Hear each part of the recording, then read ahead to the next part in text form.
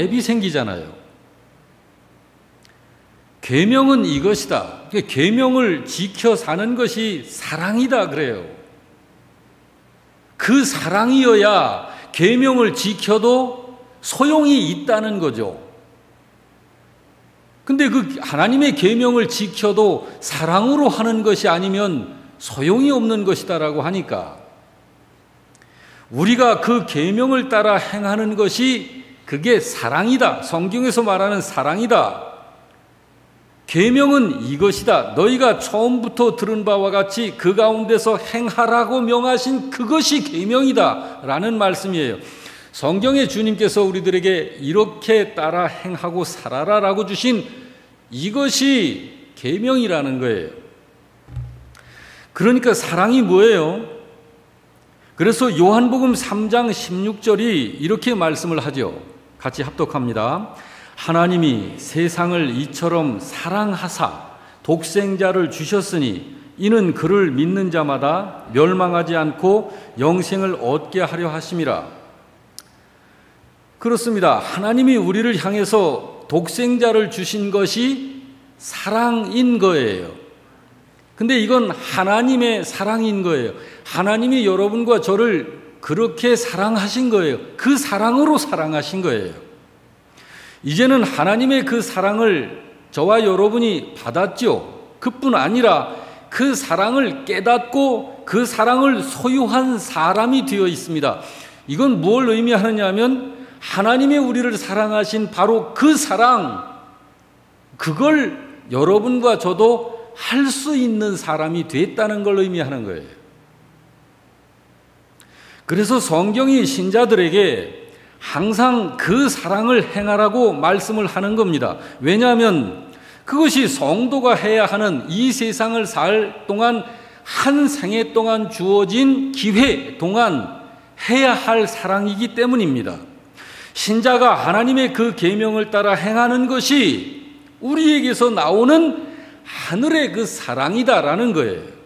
그래서 성경이 뭐라고 그러느냐면 요한 2서 1장 6절에 다 같이 또 사랑은 이것이니 우리가 그 계명을 따라 행하는 것이요. 또 요한 1서 5장 3절은 시작.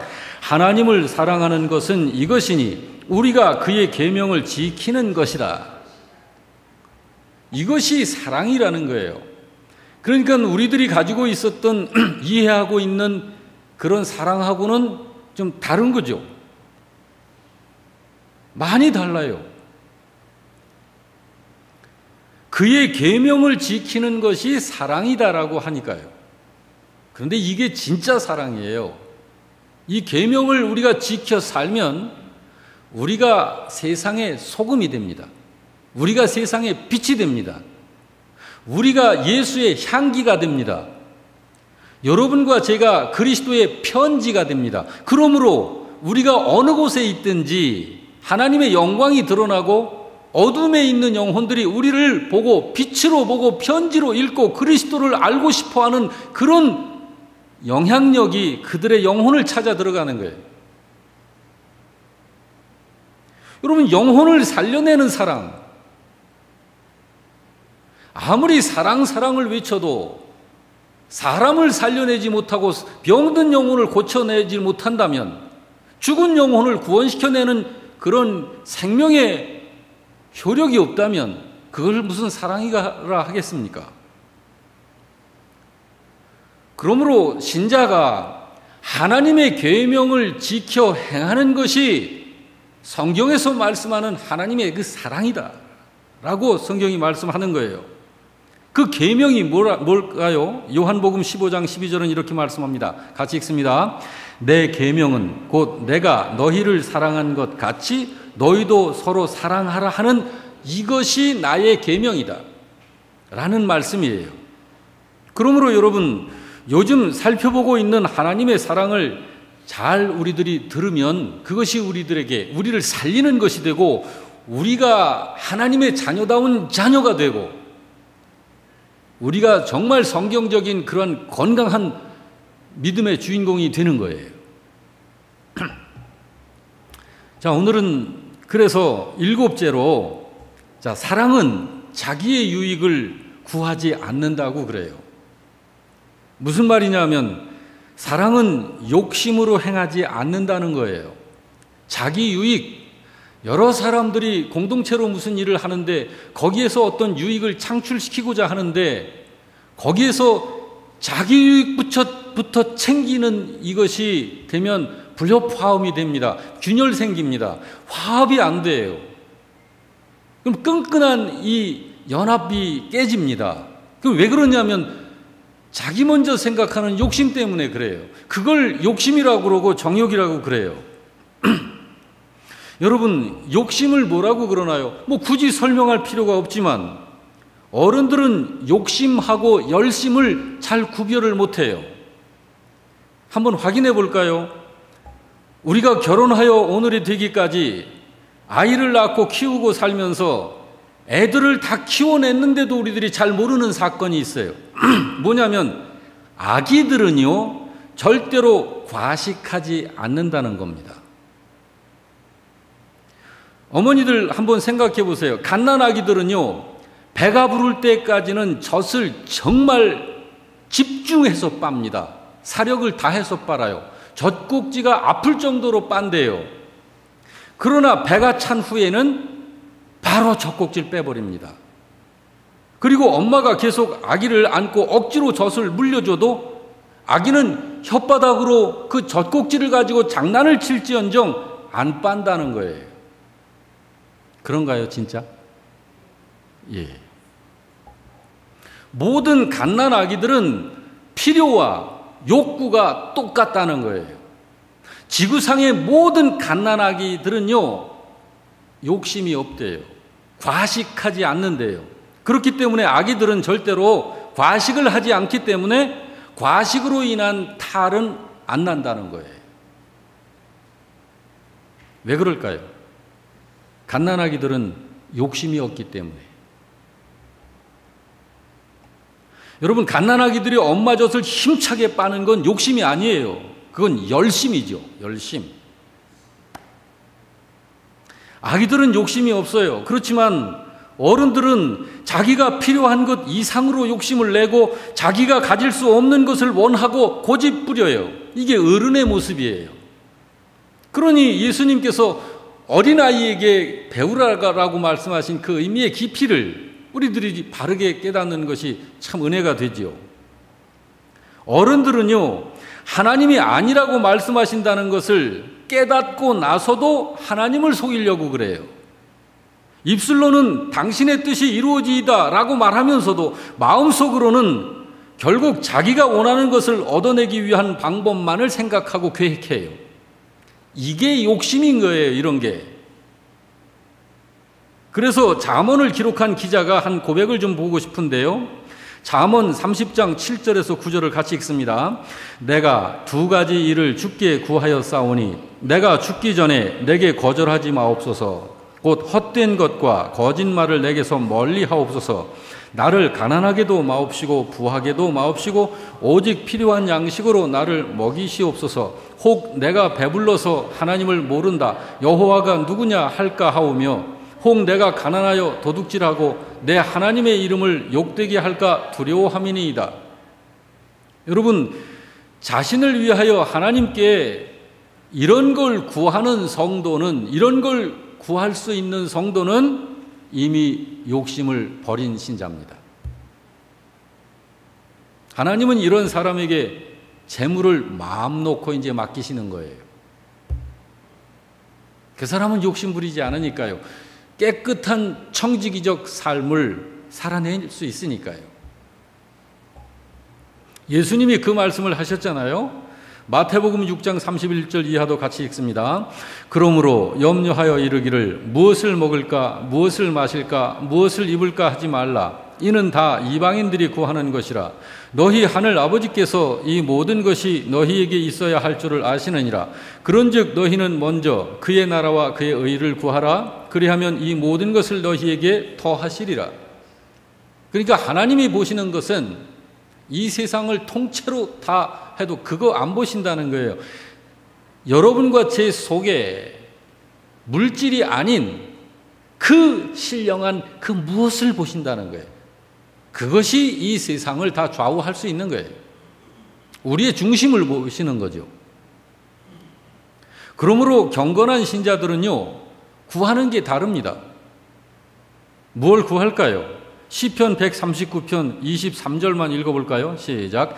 하나님이여 나를 살피사 내 마음을 아시며 나를 시험하사 내 뜻을 아시옵소서. 24절 시작. 내게 무슨 악한 행위가 있나 보시고 나를 영원한 길로 인도하소서라고 기도해요.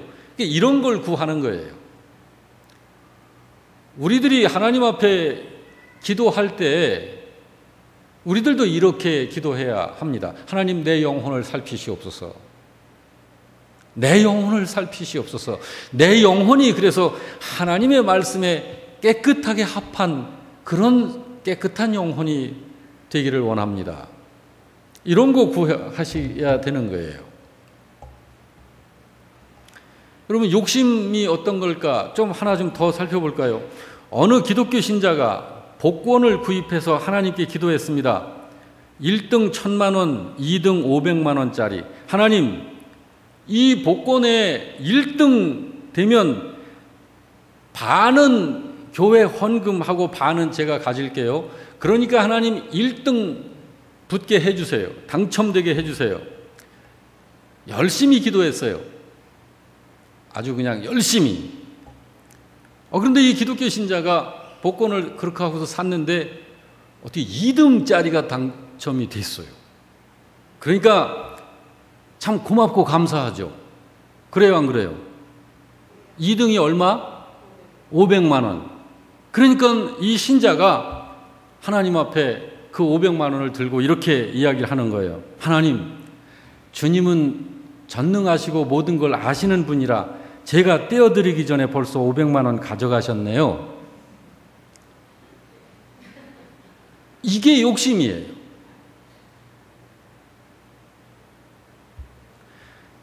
여러분, 자기 유익에 대해서 성경이 말하는 것은 자기 유익을 구하지 말라. 사랑은 자기 유익을 구하지 아니하니라라고 한 이 자기 유익은 유익을 구하는 것 자체가 나쁘다라는 그런 의미가 아닙니다. 욕심으로 하는 게 문제다라는 거예요. 그래서 자기 유익이라고 이야기를 하고 있는 거예요, 성경이. 자기 유익이란 소유 개념으로 말씀한 거죠. 소유 개념. 그러므로 신자들에게서 반드시 정리되어져야 할 요소 중에 하나가 소유의식의 변화가 있어야 됩니다. 하나님의 자녀는 소유의식이 변하여 청지기의식으로 바뀌어야 됩니다. 우리가 성경을 읽으면서 늘 신비스러워하는 게 사도행전 2장에 보면 예루살렘 교회 신자들이 부자들은 자기들의 재산을 팔아가지고 교회로 다 가져오고 그거를 교인들이 다 나눠 가졌다 그래요. 그리고 공동체 생활을 하더라. 같이 먹고 같이 자고가 아니라 생활은 각자 이렇게 하더라도 이 물질에 있어서는 많이 필요를 따라 서로 나누기를 이건 내 것이다라고 하는 욕심을 부리지 않았다는 거예요. 이거 청지기 의식입니다. 근데 이거 하는 거 쉽기도 하지만 쉽지 않습니다. 이 의식 변화가 되지 않으면 이거 참 어려운 거예요. 심지어 헌금 생활도요. 헌금 생활을 정말 못하는 분 계세요. 잘하는 분 계시고요. 그 의식 변화 문제예요. 여러분 자신은 소유의식이 더 큰 신자인가요? 아니면 청지기의식이 더 큰 신자이신가요? 우리의 소유의식이 있습니다. 우리에게는. 그런데 그것을 청지기의식으로 바꿔야 해요. 그런 변화가 되어야 됩니다. 소유의식과 청지기의식은 무엇으로 구분이 되나? 여러분, 이건 은사인데요. 은사는 하나님께서 주시는 거예요. 그러므로 은사는 하나님께 받은 것이기 때문에 그것을 주신 그 하나님께로부터 받아가지고 있는 거거든요. 그것을 사용할 때 그 주신 분의 뜻에 맞게 사용이 되어져야 하는 거예요. 그런데 은사를 가지고 그 은사를 주신 목적은 성경에 하나님께서 다 일러주셨거든요. 형제를 섬기고 교회의 덕을 세우기 위해서다라고 은사를 주신 그 이유를 성경은 하나님은 말씀 주셨어요. 신자 개개인이 자기의 사사로운 만족을 위해서 은사를 주신 것이 아니라고 그래요. 자, 예를 들자면 제가 좀 말씀을 드리겠습니다. 자, 복이 자기의 유익을 위해서 은사를 구한다면 그게 옳지 않은 것이다. 자기 유익을 위해서 은사를 구한다면 그게 옳지 않은 것이다. 맞나요? 그거 맞아요. 맞는 말이에요. 다른 사람과 교회와 하나님 나라를 위해서 은사를 구한다면 그게 옳은 것이다. 이거 맞나요? 맞는 거예요. 똑같은 은사라도 같은 은사인데 그것이 그렇게 다를 수 있어요. 자기 유익을 위한 이유로 그 의식을 그렇게 가지면 그 은사를 가지고 정말 하나님께 영광이 되어지질 못하는 거예요. 은사 중에는 방언도 있는데 바울 사도께서 신자의 방언하는 은사를 굉장히 경계를 한 것을 성경에서 볼 수가 있어요. 여러분, 방언을 하는데 왜 경계를 시킬까요? 바울 사도가 신자가 방언을 하는데 그 이유는 오직 한 가지 이유 때문이었어요. 방언은 교회의 덕을 세우기가 참으로 어렵기 때문이었습니다. 여러분, 방언하시는 분들 여러분들 계시죠? 근데 이 방언은 교회를 유익해 하기 위해서 하나님이 그 은사를 주신 거거든요.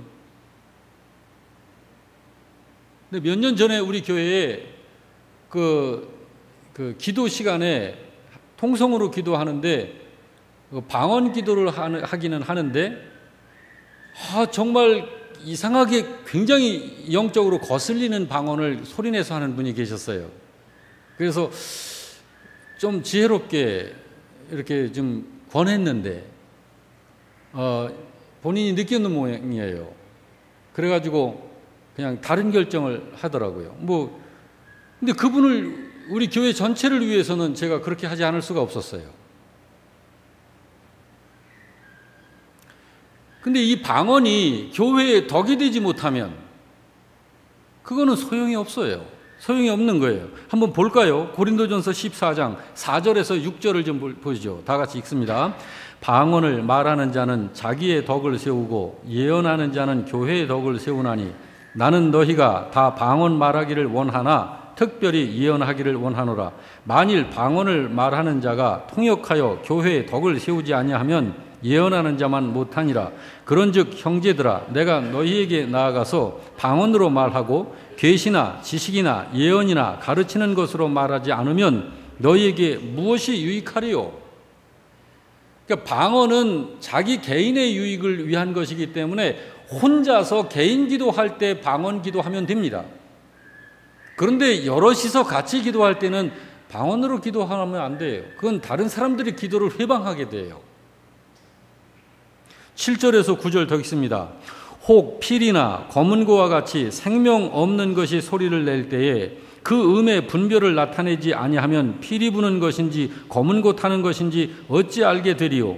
만일 나팔이 분명하지 못한 소리를 내면 누가 전투를 준비하리요? 이와 같이 너희도 혀로서 알아듣기 쉬운 말을 하지 아니하면 그 말하는 것을 어찌 알리요? 이는 허공에다 말하는 것이니라.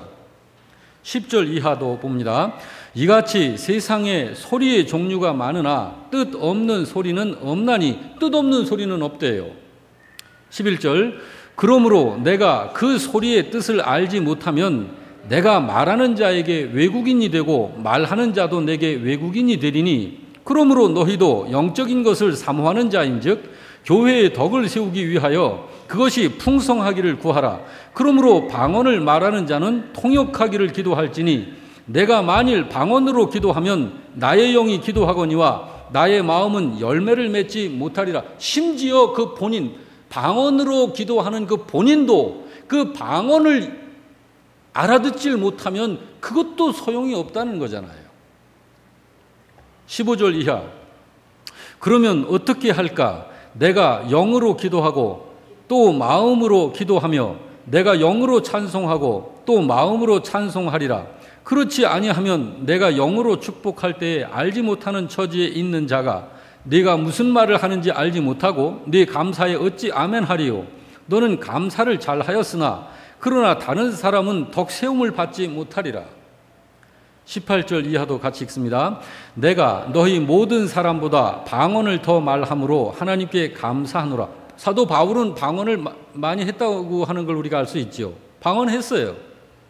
그렇지만 바울 사도의 그 방언으로 교회가 덕이 되지 못하는 그런 경우는 없었다는 거예요. 19절. 그러나 교회에서 네가 남을 가르치기 위하여 깨달은 마음으로 5마디 말을 하는 것이 1만마디 방언을 말하는 것보다 나은 것이다.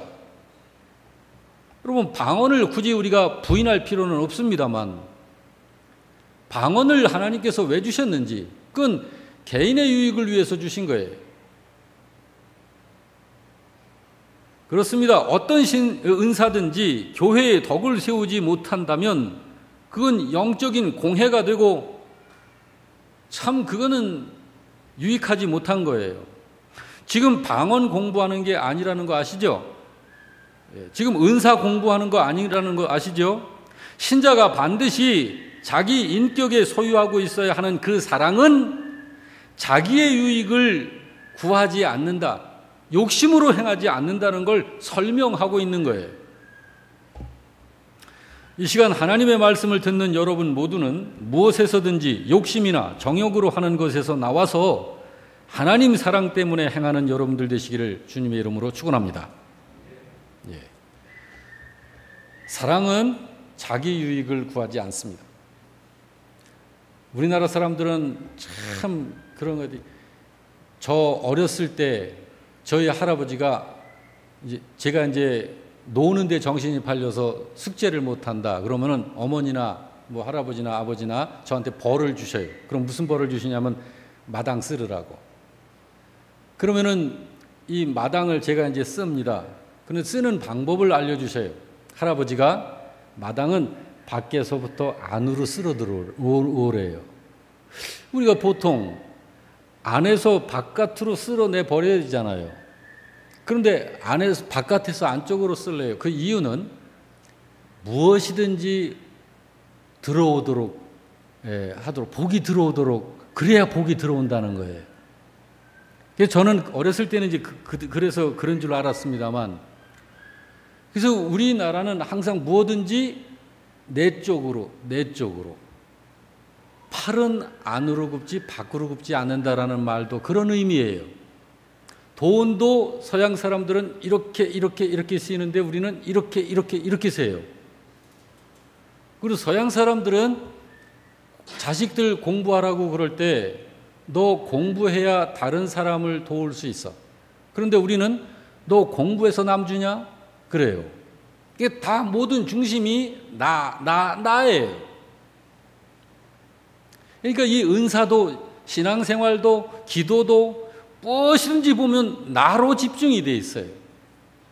근데 이것이 얼마나 우리의 이 정신, 이 문화, 이 기반에 얼마나 뿌리 깊게 그게 박혔는지 몰라요.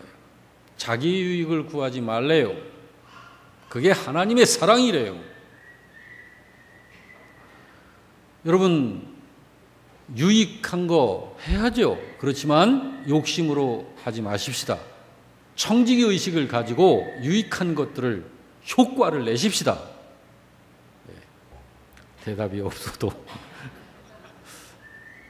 자, 8번째로 사랑은 성내지 않습니다. 여러분, 성낸다는 거 다 아시잖아요? 화낸다는 거예요. 부부가 말할 때 여러분 정말 다정하게 말하세요. 부부가 말할 때 한국 우리 아버지들은요 그게 권위라고 생각하는지 몰라도 부인하고 이렇게 뭐 행동에서도 그래요. 제가 이렇게 엘리베이터에서 내려와서 보면 내 나이 또래 이상 된 분들은요, 부부가 같이 내려오면 남편이 한 2, 3m 앞에 가고 뒤에 가서 부인이 가방 들고 이러고 쫓아갑니다. 왜 그렇게 해요? 부부가 같이 손잡고 걷고 같이 하지. 그리고 대화를 할 때도요, 부인이 무슨 말을 걸면 남편 대답은 별로 없어요. 그냥 무시를 할 때가 많고, 어쩌다가 대답하면 소리를 질러요, 그렇게 남편들이. 여러분, 그러지 마세요. 누구보다도 다정하고 친절하게 해야 할 사람이 제 아내가 저한테 해야 되는 거예요.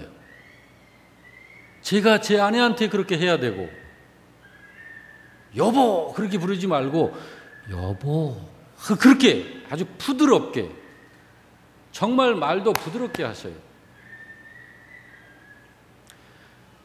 괜히 정말 누구보다도 아껴주고 사랑해야 할 대상에게 왜 화를 내는지 몰라요. 성을 내는지 몰라요. 성질 부리고 혈기 부리고. 여러분, 성질 낼 때는 따로 있습니다. 그때는 성질 내야 돼요. 성질 낼 때 가서 성질 안 부리면 그거 모자라는 거예요. 무조건 화는 내지 말아야 한다는 건 아니에요. 왜 그러냐면 우리 감정은 해소를 시켜야 회복이 되니까요. 감정은 억누른다고 해서 해결되지 않습니다. 표현을 통해서 해소가 되는 건데, 중요한 거는 우리 속에 그 감정, 욱 하고 올라온 그 감정을 표현하는 방법이 중요해요. 예수님 화내신 적 한 번도 없죠? 천만의 말씀, 예수님 화내셨어요. 바울 사도는요? 사도 바울은 화 안 냈나요? 그분도 화내셨어요. 그런데 예수님의 경우를 보면은 우리 한번 살펴보죠. 요한복음 2장 13절에서 16절에 보면, 유대인의 명절이 가까운지라 예수께서 예루살렘으로 올라가셨더니 성전 안에 소와 양과 비둘기 파는 사람들과 돈 바꾸는 사람들이 앉아있는 것을 보시고 노끈으로 채찍을 만드사 양이나 소를 다 성전에서 내쫓으시고 돈 바꾸는 사람들의 돈을 쏟으시며 상을 엎으시고 비둘기 파는 사람들에게 이르시되 이것을 여기서 가져가라. 내 아버지 집으로 장사하는 집을 만들지 말라 하시니라. 예수님께서 얼마나 화가 나셨을까요?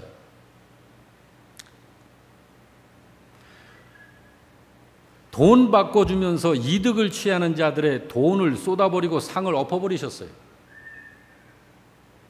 그리고 양이나 소는 성전 밖으로 몰아내버리셨어요. 그러나 비둘기장은 부수질 않으시고 다만 그 파는 사람들에게 가지고 나가라고 명령을 하십니다. 여러분, 예수께서는 돈을 쏟으시고 상을 엎으시고 소와 양을 성전 밖으로 몰아내셨어도 사람에게 손을 대시거나 비둘기장을 두드려 부수시지는 않으셨어요. 왜 그러냐면 돈 바꾸어주는 상은 엎어버려도 흐트러진 돈은 다시 주울 수가 있는 거예요. 소나 양도 성전 밖으로 몰아내셨어도 다시 찾을 수 있는 거예요. 그렇지만 비둘기는 날아가 버리면 안 되는 거예요. 이건 다시 붙잡을 수가 없기 때문에 비둘기장은 부수시질 않으신 거예요. 뿐만 아니라 사람들에게는 일체 손을 대시지를 않으신 거예요. 왜 그렇게 하셨냐면 분을 발하는 목적이 분명하시기 때문이에요. 여러분, 분노를 내는 목적이 뭐죠? 화를 내서 얻어내는 것이 있잖아요. 자기 속 후련함인가요? 그건 아니죠. 근데 우리 사람들은 대개는 그래요. 자기 속에 그냥 확 가지고 있는 이걸 그냥 폭발을 해야 스트레스 푼다고 해서 그렇게 하는데, 예수님은 그 사건을 계기로 하여, 예수님께서 화를 내심으로 인하여 그 사건을 계기로 인하여 진정한 성전은 돌로 만든 것이 성전이 아니라 그리스도 자신이 성전이라는 것을 드러내시는 거예요. 그걸 깨달아 알도록 교훈하시고 가르치시는 것이 그분의 목적이에요. 분노하기 위한 분노가 아닙니다.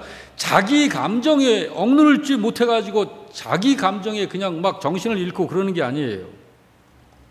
분노를 통해서 이루어야 할 목적이 분명했습니다. 이런 분노를 의분이라고 그러죠. 바울의 경우도 마찬가지예요. 바울도 아덴에서 혈기를 낼 수 있는 상황에서 혈기를 내지 않고 오히려 애절한 심정으로 시민들에게 복음을 전하는 계기로 바꿔버려요.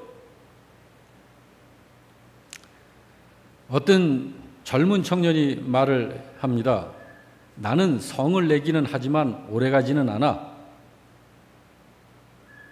성을 내면서 그 옆에 사람한테 그렇게 말하는데 저쪽 연세가 드신 한 노인이 그 소리를 듣고, 그런데 젊은이, 수소폭탄이 떨어져도 오래가지는 않네.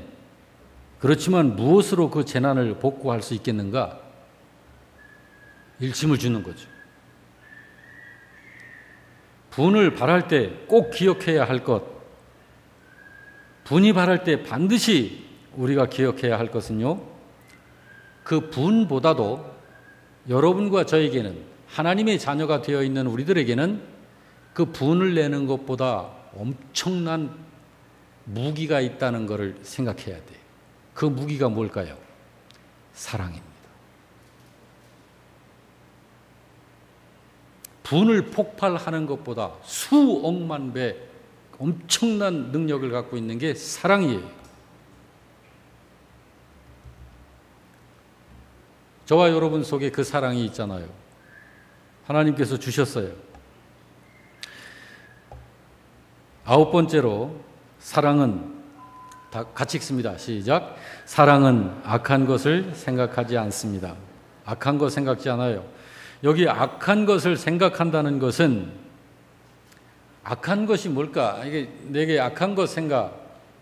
사람은 평상시에는 뭐 일부러 악한 것 그렇게 생각하고 그러지 않아요. 여기 악한 것을 생각하지 않는다는 이거는 다른 사람이 나에게 입힌 피해나 상처를 기억해서 자꾸 그 생각을 되씹는 걸 말하는 거예요.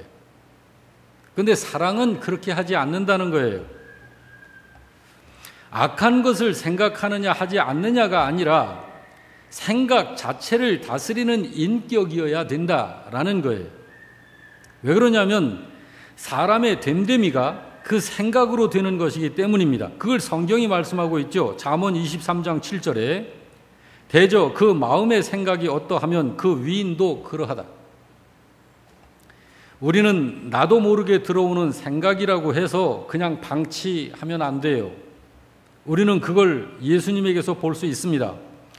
곧 사람들이 예수님에게 지금 어떤 짓을 하고 있습니다. 십자가에 예수를 매달고 있는 거예요. 자, 예수님은 많은 사람들에게 무력적으로 그 십자가에 못이 박히고 있어요. 처형되고 있어요. 그때 예수님께서 아버지, 저들의 죄를 용서해 주세요. 저 사람들은 자기들이 하는 것을 모릅니다. 이게 예수님의 생각이에요. 예수님이 하신 말씀이고요. 이게 하나님의 형상에 맞게 생각하는 거예요. 쉽지 않습니다. 이런 거. 그렇지만 여러분과 저 극복해야 합니다. 극복하면 그게 성경에서 말하는 사랑인 거예요. 그걸 극복하지 못하면 그 사랑은 없는 거예요. 만약에 예수님께서, 여러분, 예수님은 영생의 수여자시죠. 그러면 우리 피조물들이 예수님을 사정없이 죽였다. 그러면 예수님 죽으시나요? 영생이 다 갈기갈기 찢겨서 없어져 버리나요? 예수님? 아니잖아요. 피조물들이 예수님을 죽여도 그 죽음과 아무 상관이 없으시잖아요. 예수님은. 여러분과 저는 어떻고요? 구원 받으셨잖아요. 구원받은 우리가 왜 세상 사람들로 인하여서 그런 것들을 겪을 때 분해가지고 견디질 못해서 그런 것을 사랑으로 대하지 못하는 걸까요? 그것 때문에 여러분과 제가 영이 죽고 망해요? 그거 아니잖아요. 하나님께서는 우리들에게 말씀하시기를 사랑은 악한 것을 생각지 않는다고 그래요. 도리어 그것을 우리들에게 그렇게 행하는 그 영혼을 바라보면서 안타까워 여기는 거죠. 임대근 집사가 중학교 3학년을 마치고 동산고등학교 시험을 쳤는데 떨어졌어요. 안성고등학교 입학을 했는데 학교에서 소문이 났어요. 무슨 소문이 났는지 제가 짐작을 하자면 자식 공부 좀 했나 보네. 그러면서 안성놈이 안산에 가서 동산고등학교 시험 쳐다 떨어졌어? 그러고선 왔다. 지가 공부를 하면 얼마나 해? 아마 그랬을 거예요. 근데 얘가 학교 입학을 했는데 담임 선생님의 그 심부름으로 교무실을 들어갔는데 교무실 문을 열고 이렇게 들어가니까 저쪽에 있는 어떤 선생님이 너 이리 와봐. 근데 이제 알아본 거예요. 사진을 보고. 네가 임대근이야? 네. 이유도 없이 사정없이 뺨을 대여섯 차례를 그냥 때려가지고 짝짝 소리가 매를 맞은 거예요. 얘는 왜 맞는지를 모르는 거예요. 얘가 학교에서 공부를 마치고 이제 왔는데 지방에 들어가 있어서 나와서 같이 이제 밥을 먹는데 몰랐어요, 우리가. 얼굴에 손자국이 쫙쫙 나 있는 거예요. 그래서 엄마가 물었어요. 너 이거 왜 그러니? 아무것도 아니에요. 왜 그래? 너 왜 그래? 싸웠어? 나중에 얘기하니까 모르는 선생님한테 맞았대요. 그 소리를 듣는 순간 화가 치솟아 오르는데요. 진짜 화가 났어요. 그래서 저도요, 목사 신분이지만 학교 쫓아가려고 그랬어요. 그런데 주님께 여쭙죠. 이거 어떻게 해야 하나요? 그런데 바로 이 말씀이 생각이 났어요. 그래서 우리 아이한테 그랬어요. 대근아,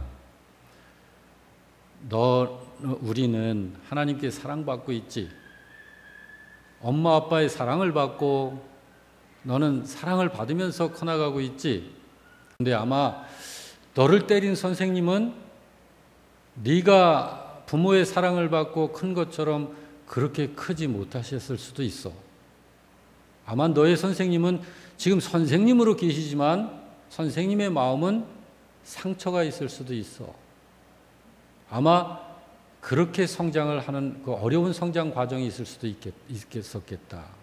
걔를 그렇게 설명을 시켰어요. 그러는데도 정말 아내도 그렇고 저도 그렇고 화가 막 나는 거예요. 그 아내가 전화를 해서 학교 그랬더니 교감인가 누가 받아가지고 참 죄송합니다 그냥 계속 하면서 학교에서 잘 이렇게 타이르고 수습을 할 테니까 이해 좀 해 주십시오. 이제 그렇게 해서 그냥 넘어갔습니다마는 바로 그런 거예요. 예수님께서 자기를 못 받고 있는 그 사람들 아시잖아요. 그 사람들한테 니들 뭐 하고 있어? 그러면 우리 사람 이렇게 사형시키고 있잖아. 여러분 그게 맞나요? 근데 예수님은 그들을 향해서 말하기를 저들은 자기들이 하는 무슨 일을 하는지를 알지 못하고 있습니다 라고 그래요.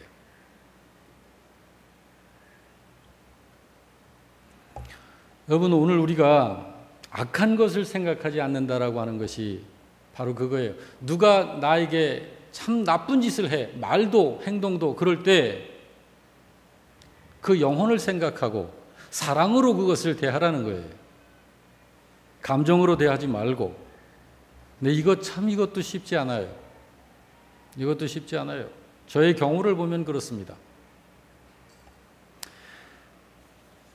우리가 세상 사람들과는 질적으로 좀 바뀌어야 될 것이 제가 여러분 이런 예를 좀 하나 드릴게요. 두 친구가 예배당을 가면서 친구 중에 하나는 담배를 피고 한 친구는 담배를 안 펴요. 둘 다 신자예요. 한 친구가 물었습니다. 야, 기도 중에 담배 펴도 되니? 그러니까 얘가 담배 안 피는 친구가 이렇게 생각을 해보니까 그거는 근데 얘가 담배를 피는 거예요. 이 친구거든요. 그러니까 아니까 대답을 못하고 이렇게 돌렸습니다. 그거 우리 목사님한테 한번 가서 물어보자. 그래가지고 목사님한테 가서 물어봤습니다. 목사님, 기도 중에 담배 펴도 돼요? 그러니까 목사님이 뭐라고 대답하셨을게요? 할게요. 기도는 하나님과 교제하고 대화하는 그 경건한 시간이기 때문에 담배 피면 안 되지. 다 그렇게 이야기를 했어요. 그렇게 하고 그 이야기를 이제 옆에 친구한테 이야기를 해주니까 그래? 그러면 내가 다시 물어볼게. 그래가지고선 또 갔어요. 가가지고 목사님,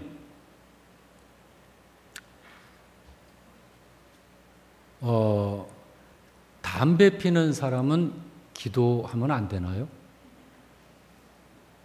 그렇게 물어보니까 아니야. 담배 피는 사람도 얼마든지 기도할 수 있어. 왜 그러냐면 하나님은 우리 죄인들을 위해서 다 용납하시는 분이시니까 담배 피우는 중에도 얼마든지 기도할 수 있지. 그 친구 돌아와가지고 거봐. 자, 여러분 이게 지금 어떤 그 관점이냐면 기도하면서 담배 피는 경우와 담배 피는 사람은 기도할 수 없나요? 라고 이게 방향이 다른 거예요. 여러분 우리들이 정말 그래요. 이런 부분에 있어서 다른 사람들이 나를 향해서 할 때 내 감정에 집중하면 나라고 하는 나에게 집중하면 사랑으로 그것을 대하기가 정말 어렵습니다. 힘듭니다. 그렇지만 나에게 이렇게 하는 저 사람을 한번 보는 거예요. 그러면은 사랑으로 대할 수 있어요. 그렇습니다, 여러분. 무엇보다도 우리 마음의 여유를 가지십시다. 그래서 남의 유익을 동반하고 욕심에 끌려가지 마십시다. 정욕에 굴복하지 맙시다. 성내지 마십시다. 그리고 우리의 생각을 다스리십시다. 그게 잘 안 된다면 우리 위해 십자가를 지신 예수님을 바라보십시다. 그래서 예수님의 그 사랑에 한번 깊이 빠져 보시길 바랍니다. 예수님 사랑을 체험한 사람은 결코 자기 유익을 구하지 않습니다. 주님께 의리가 있습니다. 생각을 다스리는 경건한 삶을 살 수 있습니다. 우리 바울 사도의 부탁을 한번 기억해 보십시다. 에베소서 4장 32절 말씀 같이 읽어볼까요? 서로 친절하게 하며 불쌍히 여기며 서로 용서하기를 하나님이 그리스도 안에서 너희를 용서하심과 같이 하라. 만일 우리가 하나님이 나를 용서하셔서 내가 지금 이렇게 있다는 사실을 생각하면 우리도 예수님처럼 스데반처럼 그렇게 생각하고 그렇게 기도할 수 있을 것입니다. 우리가 우리에게 죄 지은 자를 사하여 준 것 같이 우리의 죄를 사하여 주옵소서. 여러분 주님께서 우리에게 기도하라 하신 그 주기도문의 내용에도 우리가 나에게 우리들에게 죄 지은 자를 용납한 것처럼 여러분 이것이 사랑입니다. 오늘 이 말씀을 가슴에 고이고이 간직하시고 하나님의 그 사랑을 더욱더 풍성하게 여러분의 것으로 소유하시는 여러분들 되시길 주의 이름으로 축원합니다. 아멘.